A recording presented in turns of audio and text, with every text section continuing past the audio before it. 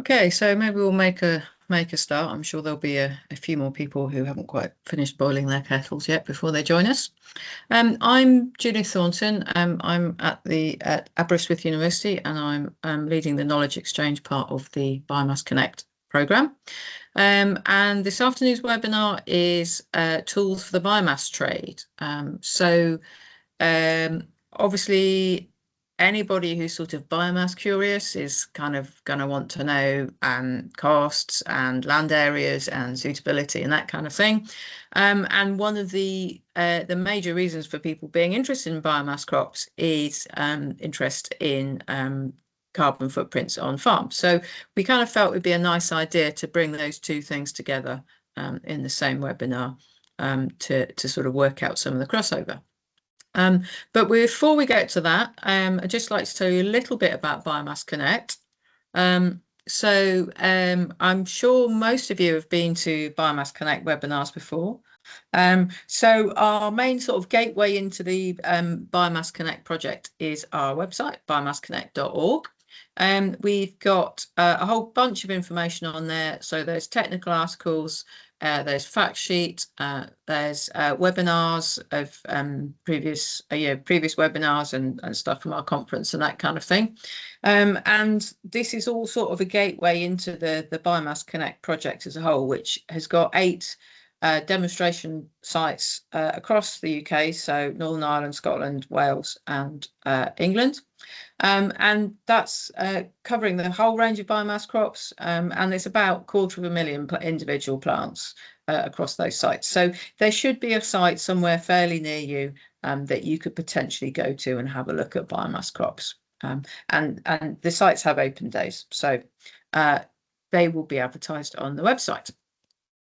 So in terms of this webinar, it will be recorded and it will be on our YouTube channel. If you're watching after the event, please do consider subscribing. For those of us, obviously all of us at the moment here live, if you've got questions as we go through, please put them in the chat, and then I'll kind of collect questions after each speaker, and then we'll have a general Q&A right at the end as well. Okay, so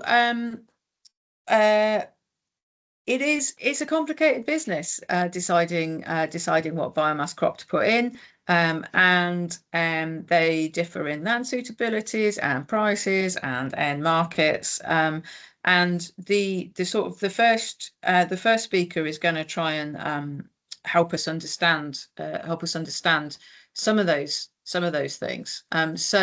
Róisín is the CEO of Calvium, and they are the tech partner in the Envirocrops project.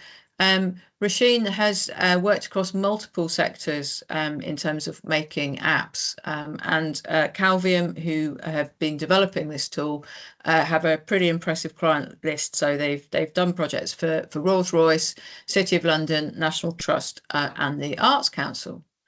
So if I can pass on to Róisín, who'll tell you about the Envirocrops app.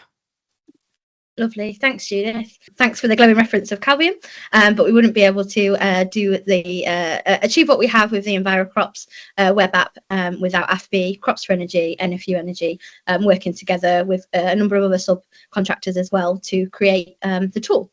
So we're funded by DSNZ, the same obviously as Biomass Connect, and we've been working on this project for almost 3 years now.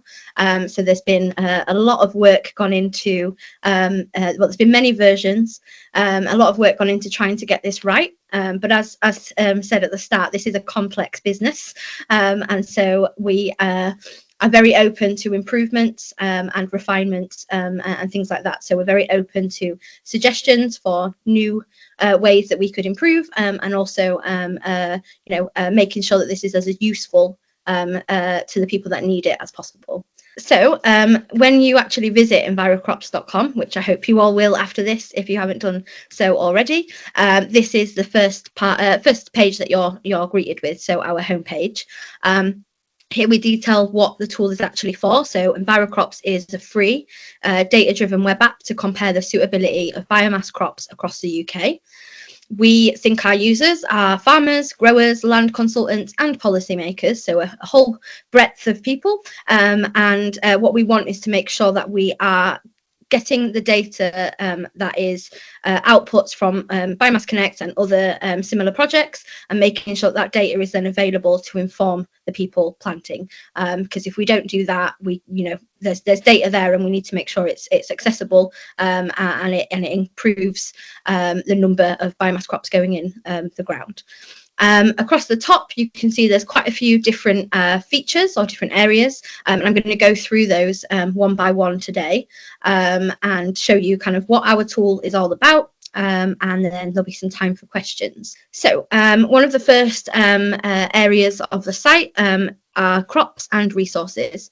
So if you click into crops across the top, you're presented with the second screenshot at the back, where you can see a number of crop illustrations. So here, we've got willow, miscanthus, eucalyptus, poplar, reed canary grass, quite a selection. And those are the same crops that are currently in the tool within the comparison calculators. What the animation allows you to do is move the little circle you can see on the screenshot, and see what that crop will look like in the ground in 1 year, in 3 years, in 6 years, etc., to get a real feel for what that's like, and also to help educate and teach people what these crops look like in the ground, so that they maybe can identify them when they're on a farm walk or in a different setting. When you are in that screen, you're then given the option to click in and have access to a fact file about that crop. And the great thing here is we've tried to cover all the industry knowledge that our experts in the team have, but make it simple and easy to digest. So there's some images of what these crops really look like. In the UK as well, there's some grey skies. We tried to get blue, but it's proved difficult. There's also things like what the end product might be. So miscanthus can be turned into miscrete, it can be used as chips, bales, etc. So there are lots of different options, and different things might be right for different growers. So we've tried to give a good, well-rounded picture of what each crop is capable of, and things that you might need to know in order to have a successful yield. There's also best practice guidelines within the resources section, and they have been led by Alvy and Crops for Energy as our project partners, and they contain a wealth of good information, up-to-date information as well, which I think is really key with this project, and we will add to them and grow the knowledge that's within them as the project moves forward, and as things change, as new yield data comes in, etc. So one of the other resources we have available, and this is kind of hot off the press, they're not yet in the tool, but you will see them after the 14th of March, are some new calculators. And so we've kept these as resources in the same way as the fact file and the animation, so that anybody can access these. You don't need to sign in or give any information. You can just use these calculators to give yourself a better understanding of things such as moisture content converter and storage ash and transport. With these calculators, we expect these to expand, and what we hope is that we get feedback on them should there be any new information comes to light, new projects, new initiatives, things like that. And the actual calculator feature is something that we do expect to grow. So we know that there are a wealth of other calculators that could be really useful for people, but budgets are limited on these projects, and so is time. So we've gone with what we believe, based on industry feedback, is the most useful variety, but we would always be open to hearing about what other people might find useful, or how we could expand or improve them. So this is another resource, another educational deliverable we've done as part of Envirocrops, which is to create a STEM game. And within this game, which we call Cropper, what we aim to do is remove the complexity of planting biomass crops and try to teach the younger generation, albeit I think there are some older ones of us that enjoy playing the game just as much, and learn about what different variables actually impact the growing of willow and miscanthus. For ease, we have kept the game to only covering miscanthus and willow, and what you can do is you basically go in, you say, you spin a wheel of fate, you say where your farm is, you choose your crop, and then you have presented with a number of life decisions, such as pesticides, weeding, animals, deer, rabbits, I think, loose on your farm, things like that, and how you might react to them. There's also some other helpful parts in the game, such as asking an expert, which will cost you money, but will get you a good answer. There's also a few red herrings, shall we say, in that game. So there is a, ask the farmer down the lane and see what information you get, and whether that is helpful to you or not, in order to reach your yield goals for either willow or miscanthus. We've included a leaderboard in this feature, so that if it's used in an educational setting, or maybe just a number of people in the office at work, you can play against each other and see if you can get that high score. So find a supplier is another key feature of Envirocrops.com, and what we are trying to do is, so we know we have the great data, we have these calculators, we can support users, but what we do know as well is that there is a need to make sure that we connect those wanting to plant biomass crops with trustworthy suppliers that know what they're doing, and so we have a growing network.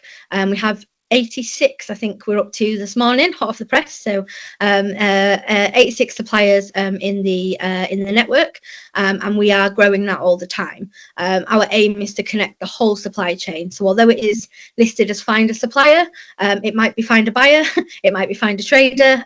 We want to grow this, so it's the one-stop shop for finding a biomass help, basically, or experts, or whatever category they fit into. To join our network, all you need to do is go to the sign up option or get started on Envirocrops.com, create an account, and then you can create a supplier account. It's really simple: email address, first name, and a couple of other fields. What's really great about this is, in order to list your business, you will put in some basic information like your website and trading name, logo. But what we also have built functionality to do is take any products and services and list them in a marketplace, so that you can use this as an addition to your website, if you have one. If you don't, or have struggle to update that, potentially the find a supplier listing could really help improve visibility for companies across the sector, and improve that supply chain, so that if people make the decision to plant, they can do so, and that the supply chain is not an issue to that. We have the supply directory, and that's all great, and so far everything I've shown you does not require a sign up other than the supply directory if you want to list yourself as a supplier. If you just like to go and have a look, you can go on there and have a look at suppliers, use the filters to find who you might need, open Yellow Pages style. But if you do want to get your hands on some of our more advanced information, in the example user, somebody might have gone and looked at our resources, got to grips with planting biomass crops, and they think, yep, I've got a pretty good idea of what I want to do. I now need to take it to the next level.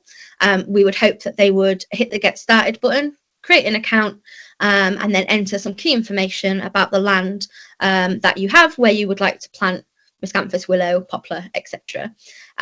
Once you enter that key information, you will be presented with some yield predictions, and those yield predictions are based very much on your postcode. So there is postcode data in there to try and make these as accurate as possible, and we also have calculated data in there that's taking in all the different projects across the UK, or many of the different projects across the UK for planting these crops. So we're very keen to make this as real life as possible, even if that means some crops don't do as well in certain places than other. The version of we need to be providing the truth.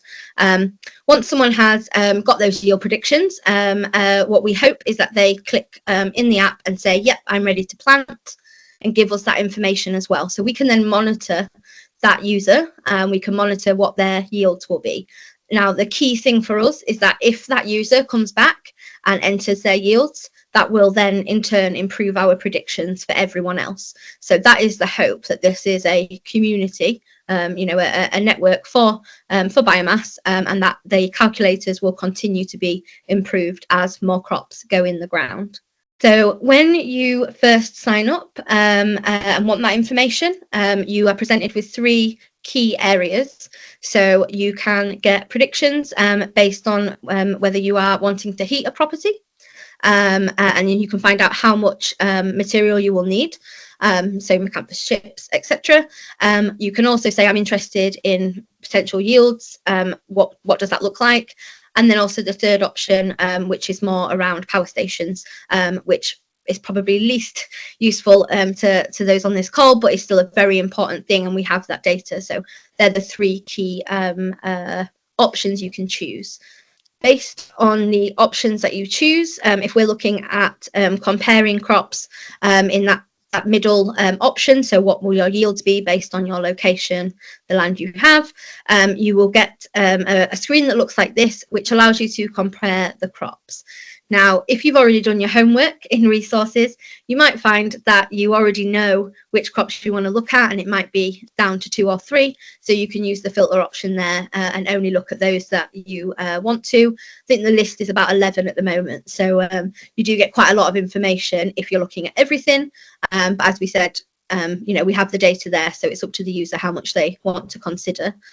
And once you then look at that crop comparison, you can then click into those results and see a much more detailed view of years to reach peak yield, how much land you've put in, so obviously double checking in case someone has entered the wrong information. All of the inputs as well are editable at this stage, so should your circumstances change, should you make mistakes, should you want to do a hypothetical situation for a friend, then you can do that in the tool, and you can either just restart again or go in and change your data. You can also do a download of this screen as a PDF. So if you would like to access more of the information and specific years, then that's all available.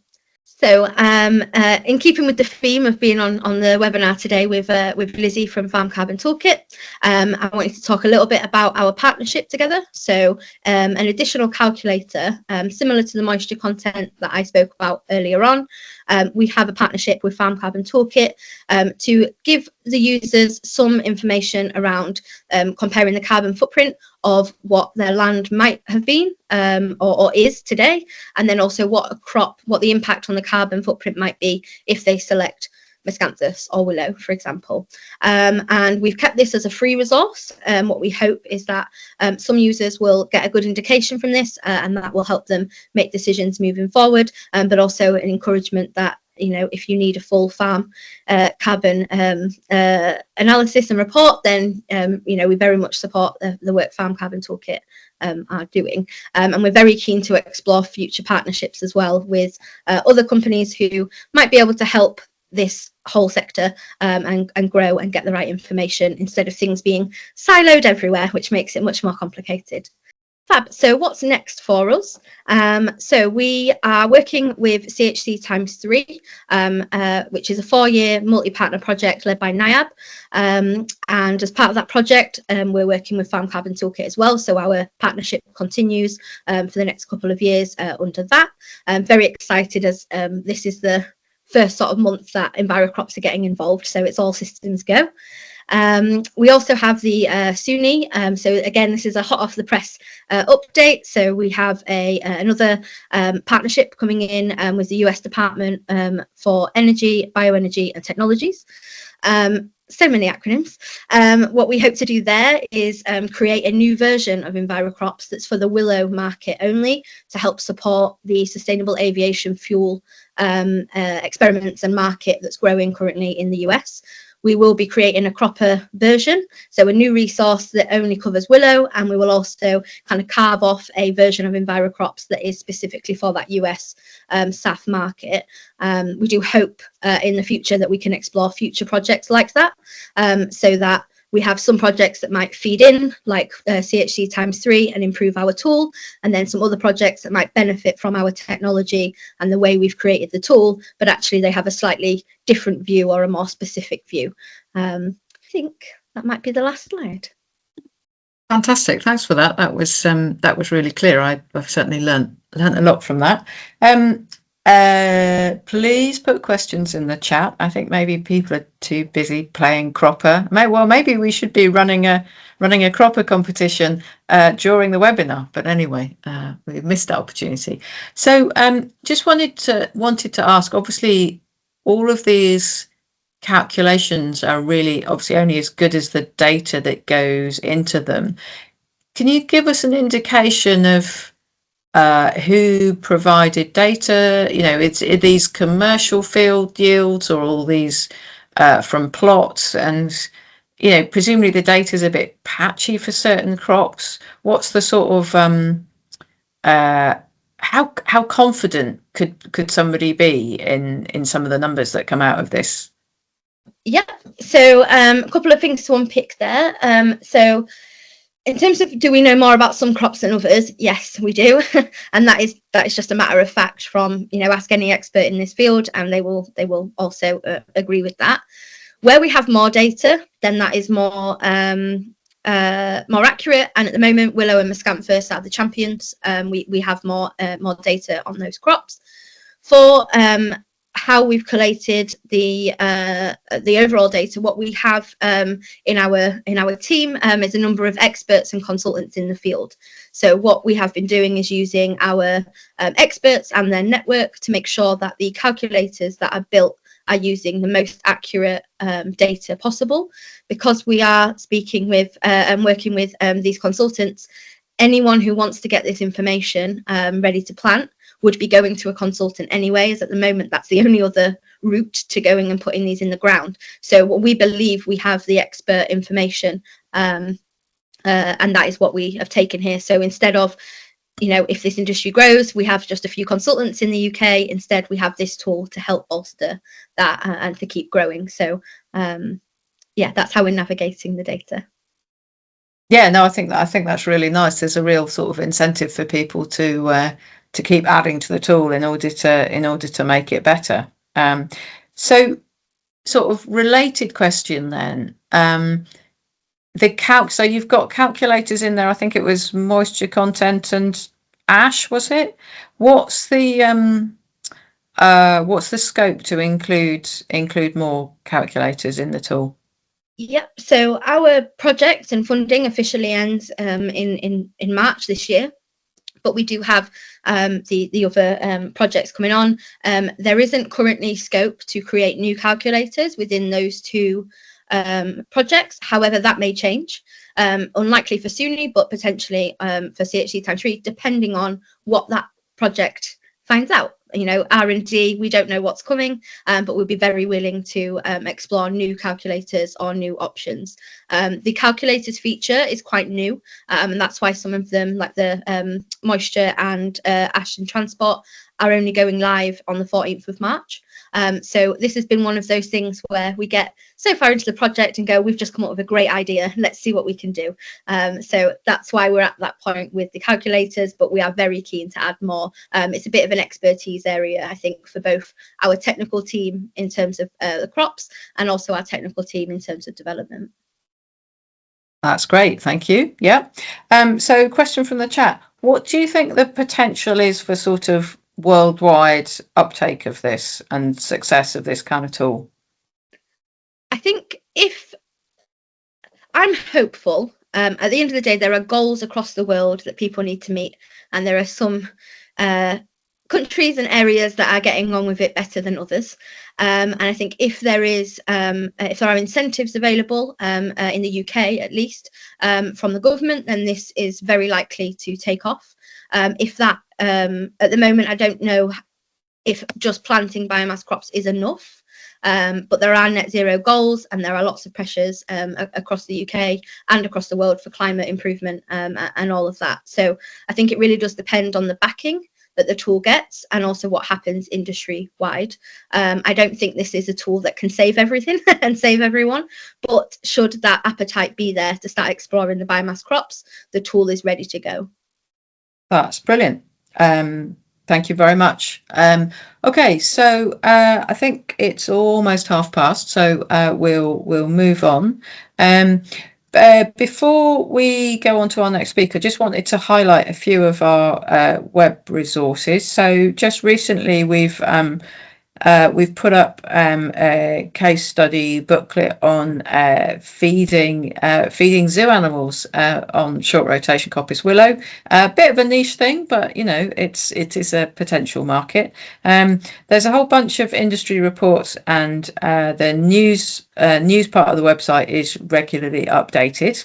And I sort of wanted to pick up on a point that Róisín made.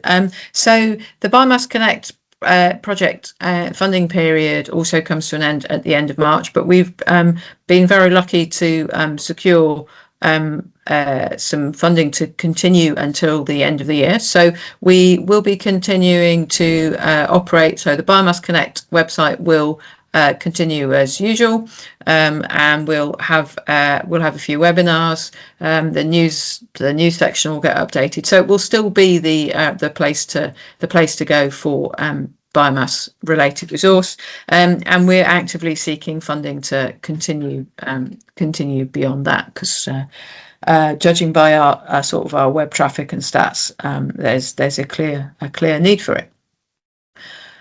Okay, so I'd like to move on to the second speaker. So our second speaker is Lizzy Parker. So Lizzy is the calculator manager at Farm Carbon Toolkit, and Lizzy has a huge range of experience on gathering data, how to process data, how to make it look nice, and has sort of brought this sort of skill set to the Farm Carbon Toolkit, and is going to tell us about the Farm Carbon Calculator, and how and why really to measure your on-farm soil carbon. Hi everyone. So thanks for the introduction, Judith. Sorry that my background's not very easy to summarise. I think you've done a good job. It's been quite an interesting route to this job actually. So we're the Farm Carbon Toolkit. You might well have already heard of the Farm Carbon Calculator, particularly if you're based in the UK. And I think it's really nice to be kind of going second in this webinar, and to have had that lovely introduction from the Envirocrops tool as well, because the reason we're here today is really that we see a lot of benefit in working together to bring information to people in different ways that work for them and meet the needs of what they're interested in. And for you guys, obviously that's biomass crops. I'm much more used to speaking to farmers who probably have never thought about biomass crops at all before in their lives. So I'm hoping we'll get lots of interesting questions. But we do think that there's a lot of benefit here to be derived from both our website, our toolkit, which I'll talk a little bit about, and then also our Farm Carbon Calculator.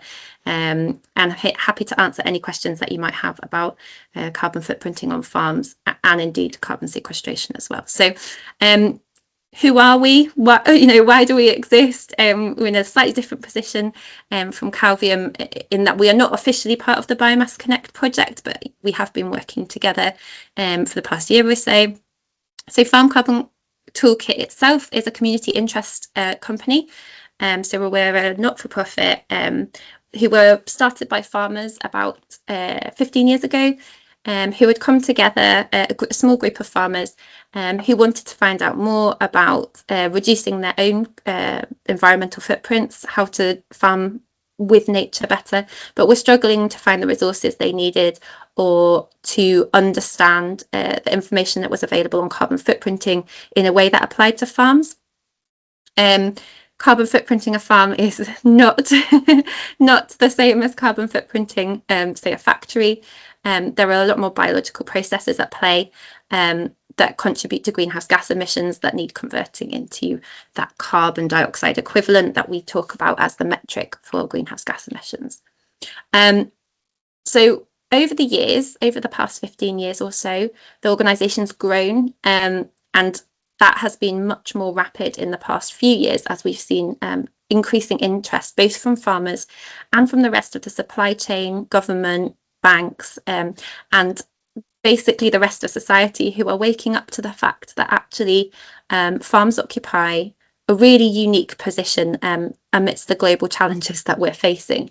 So while those challenges of climate change, biodiversity loss, pollution are global challenges, there's growing evidence that some of the solutions are going to be small-scale, local, grassroots responses, and it takes everybody to contribute to those. And farmers do really have a unique position here, because they tend to be some of the first to notice the effects of these crises that we're in, and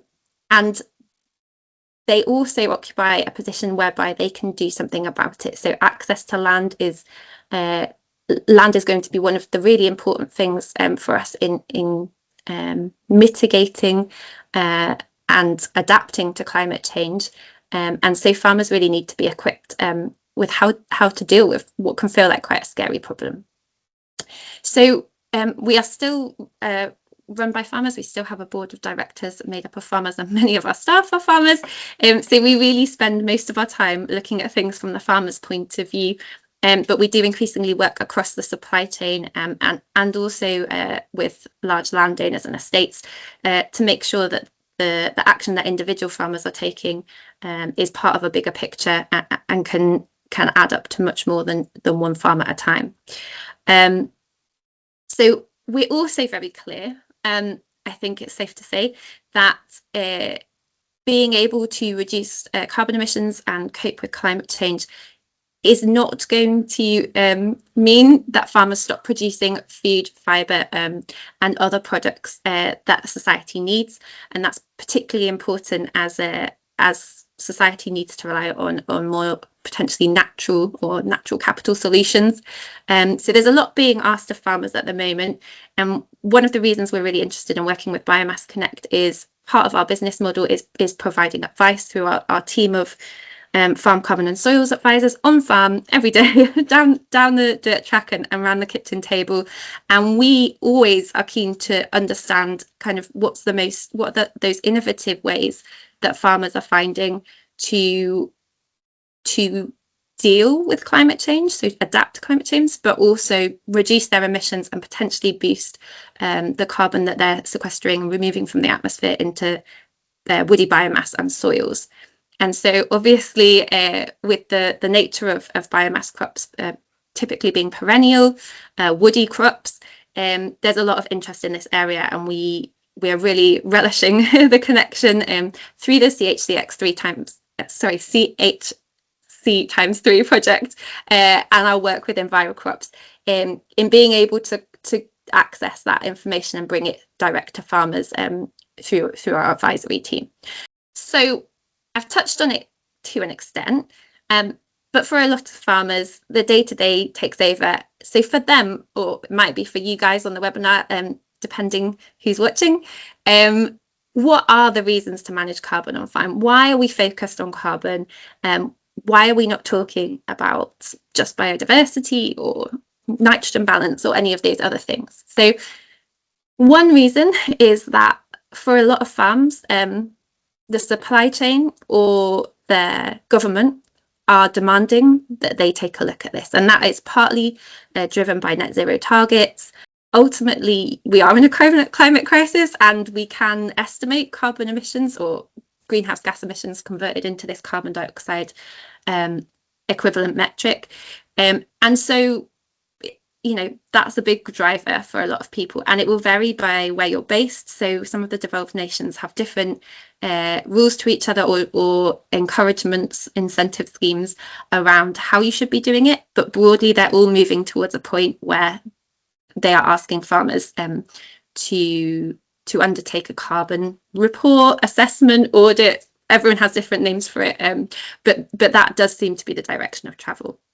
And that's really ramped up in the last 2 years, I would say. So we're starting where we used to advise, this might come along one day, it's good to get your numbers in order. Actually, it feels a lot closer now, and for some people it has been a reality for a few years.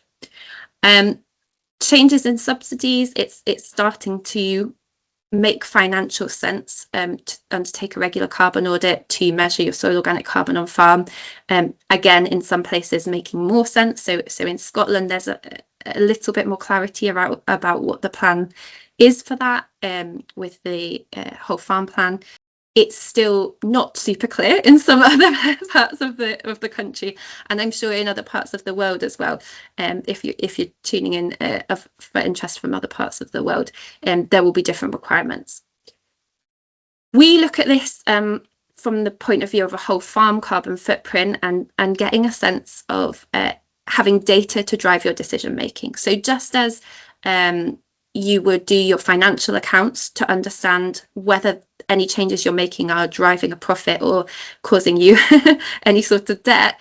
Similarly, to understand what's going on in terms of your impact on the environment, you need a starting point, and then to measure year on year to understand what parts of your system are causing you emissions and what parts of your system are helping you negate that problem and remove carbon from the atmosphere. So with that information, you can then make decisions. And I'll talk about our tool in a minute, but it's not just about knowing what direction you're going or have come from. It's also about deciding between different options. And I think that's one of the complementary roles of Envirocrops, in that really gets into the nitty gritty, particularly for biomass crops, of which option's going to be more realistic for me. The same can be said for the farm carbon calculator. It's a tool that you can use not to do your whole farm footprint, but also to decide, okay, if I move from one management practice on farm to another, what kind of impact might that have on my carbon emissions and carbon removals? For a lot of businesses, particularly those with short supply chains or direct to customer sales, this enables a really nice data-driven narrative. So it's a nice story to be able to say that you've reduced your carbon footprint, or you're getting closer to net zero. But having the data to back it up makes that a lot more powerful. Where we see farms carefully managing their emissions and carbon removals into soils and woody biomass, we see more resilient businesses. All of our farms cannot function without soils, and really managing carbon as a resource, as an organic soil organic carbon within our soils, really leads to more resilient businesses, both financially, because we're able to weather those storms, whether that be fertilizer price hikes, fuel price hikes, or literal storms that seem to be with us increasingly and as we speak. So having that information and those decisions that you can revisit year on year is really important for being able to respond and make data-driven decisions to respond to some of those side effects of the crises that we're experiencing.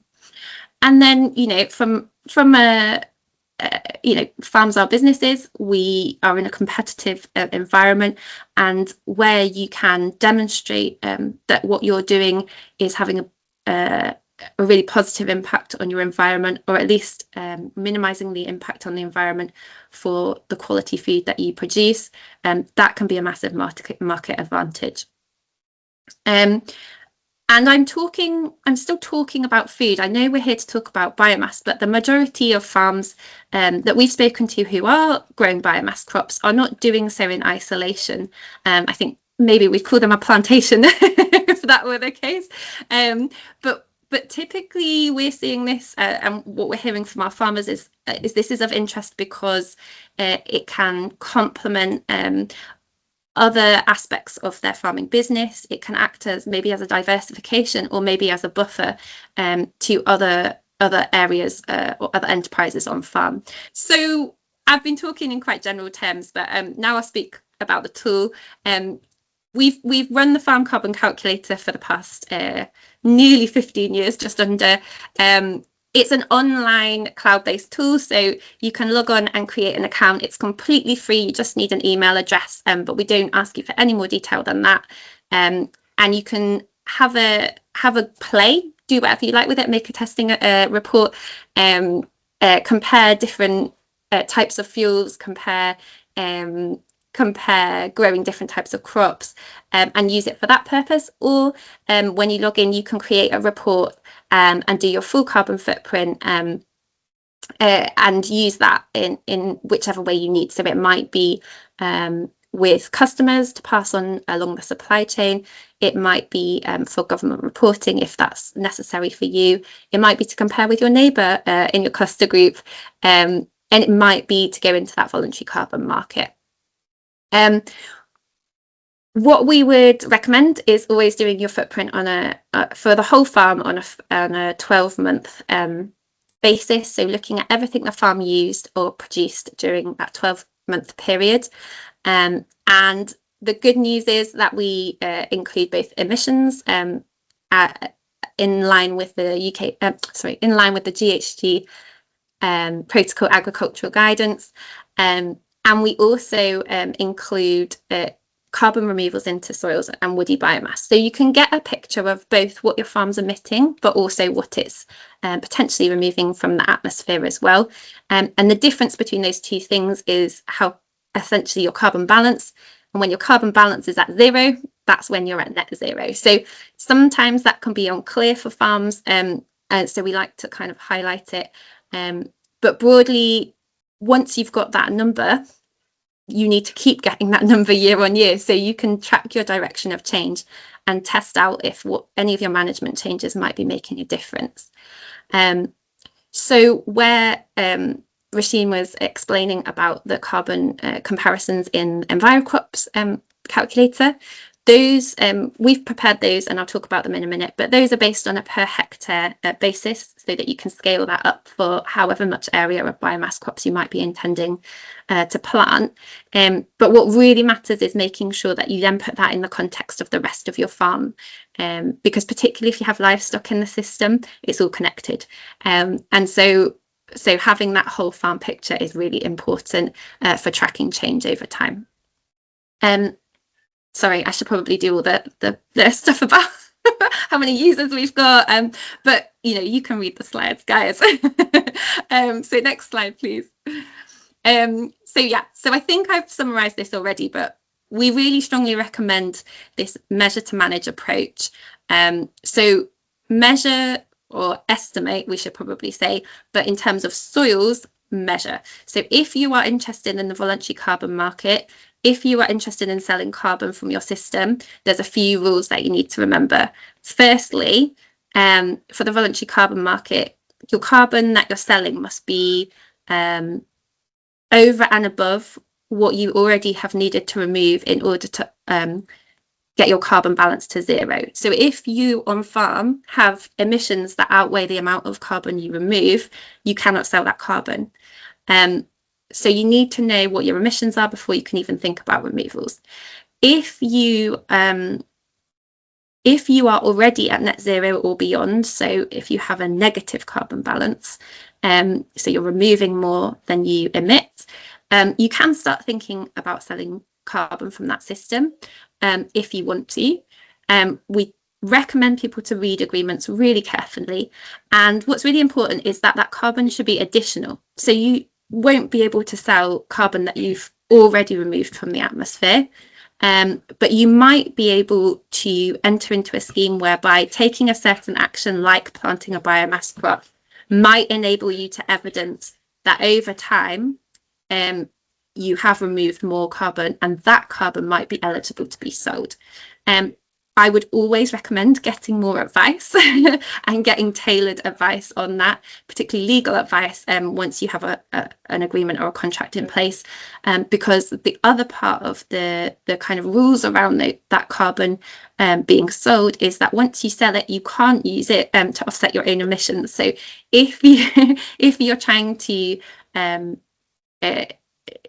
sort of get a premium for your milk, for example, by having a very low or negative carbon balance, and then you also want to sell that carbon into the voluntary carbon market, there may be a conflict there that means you can't do one or the other. So it's really, really worth getting specific advice that's relevant to your business.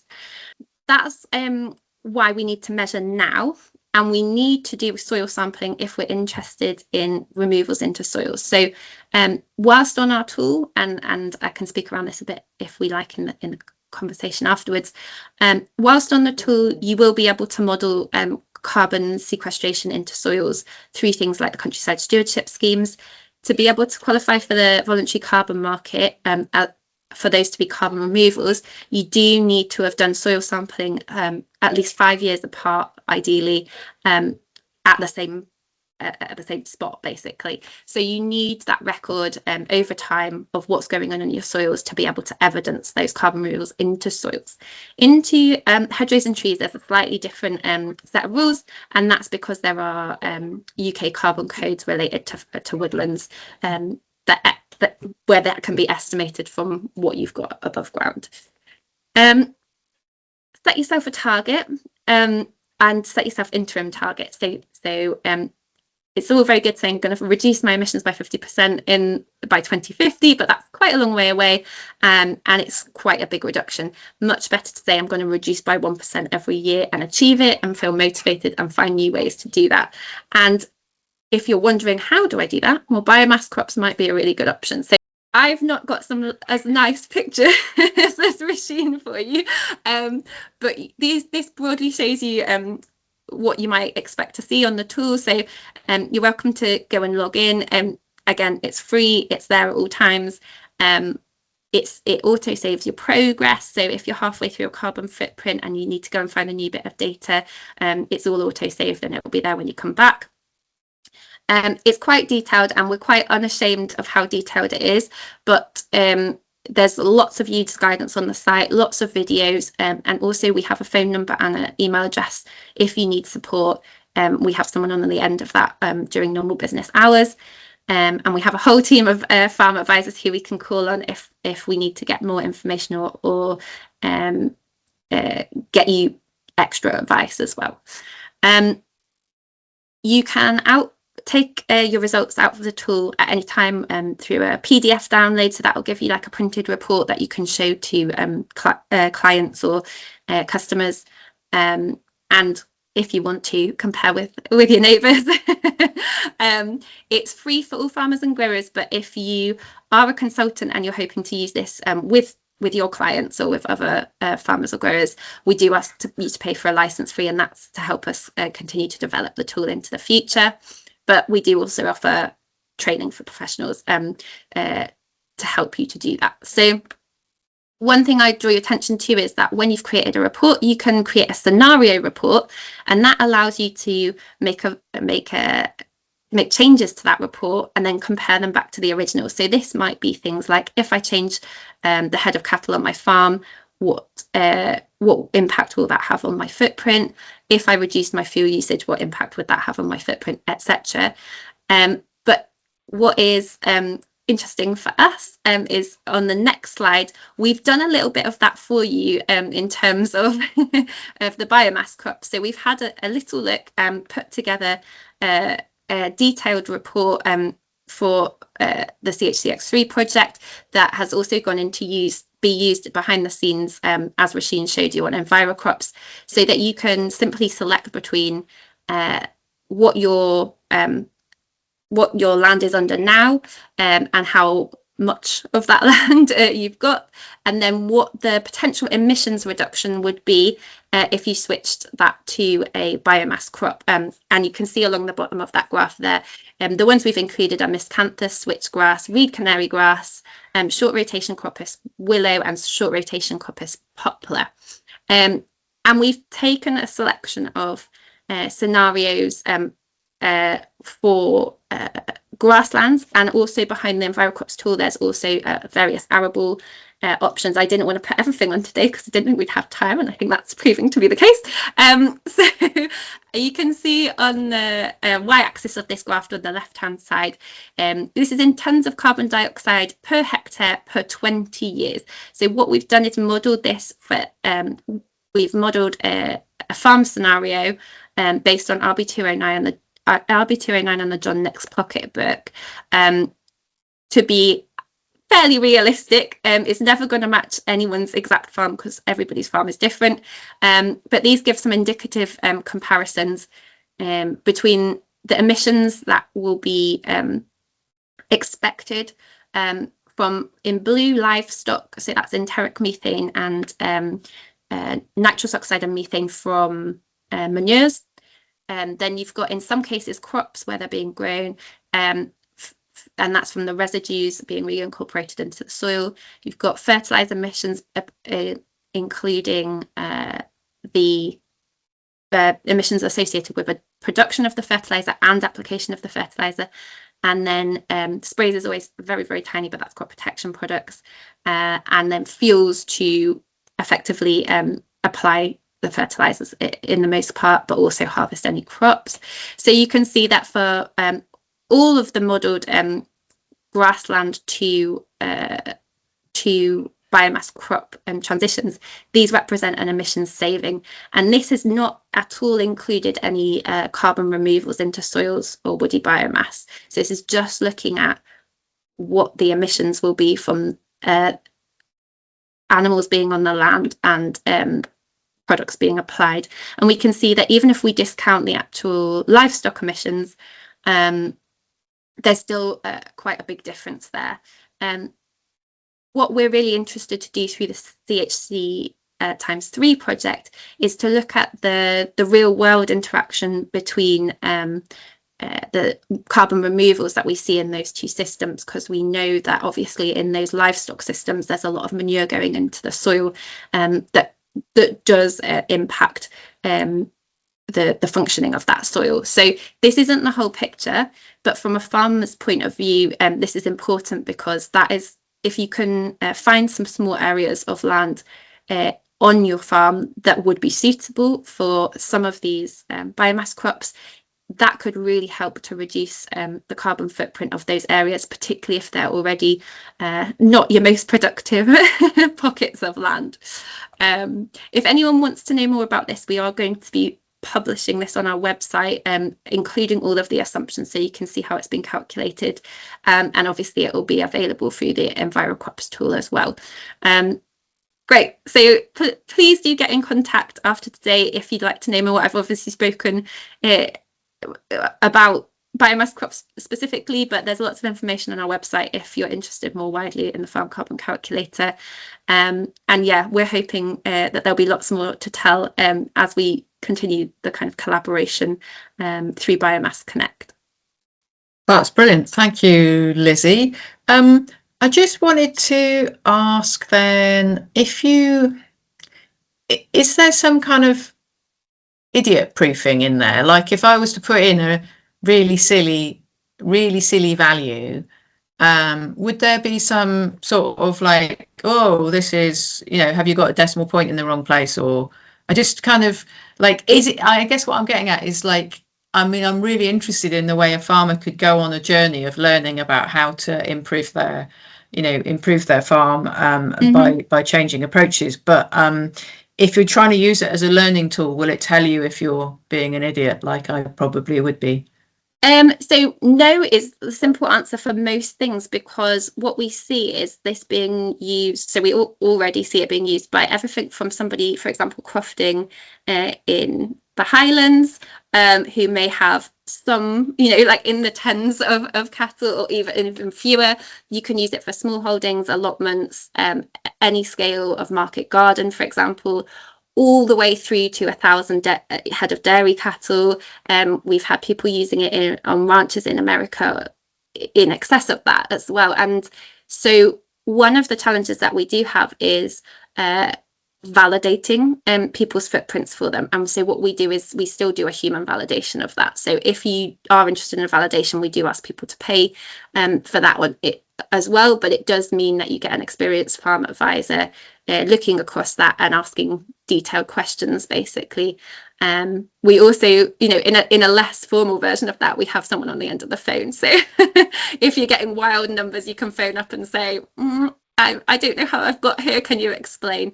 And for us, this is one of the really key aspects of our organisation, actually, is that some of this stuff doesn't make sense when you're farming. It's a system that's been designed obviously at international scale, and the kind of original industries that it was targeted at are very different to agriculture. So when people are trying to use this as a business insight tool on farm, sometimes there's aspects of carbon accounting that do need explaining and do need help, and we do have a lot of blogs and support on our sister website for the Farm Carbon Toolkit, which has a huge suite of case studies as well of farmers that you may or may not relate to, but there's kind of something on there for everywhere and at every scale and every sector that helps to get a sense. We do offer a benchmarking tool, but again, it comes with that caveat of every farm is very different. So if you don't fit in exactly to that model, it can mean that actually you're doing something really good, or that actually you've got something going on your farm that means that you would never meet that benchmark. That's great, thank you. Yeah, no, it just reminds me of how some of the language that the international trading schemes use is so impenetrable. I mentioned LULUCF, land use change in forestry, to a farmer once, and he said, was that a perfume ad that was on at Christmas? Yeah, and we have the struggle as well of, we work across the UK and beyond, and farming is very different in different parts of the UK. You mention a certain type of animal in one part of the UK, and somebody from the north of Scotland might not know what you're talking about, and someone from Ireland might call it something completely different. So we're here to act as that translator, and sometimes sometimes we don't know, but we always try and find out. So get in touch, and we'll find a way to help you. Brilliant, thank you. So unfortunately we're now out of time, but I'd like to thank both speakers for their interesting presentations. So this will all be on YouTube fairly shortly, so if there's anything you want to pick up on, you can do it there. We will be having another webinar hopefully next month, although we're just having trouble on plant breeding, so different approaches to breeding and why it matters for biomass crops, but we're just struggling to get a date which both speakers can do, so we will keep you posted on that. And just last thing, thank you to our funders, DESNES, and also to the partner organisations within Biomass Connect. Thank you all very much, and have a good evening.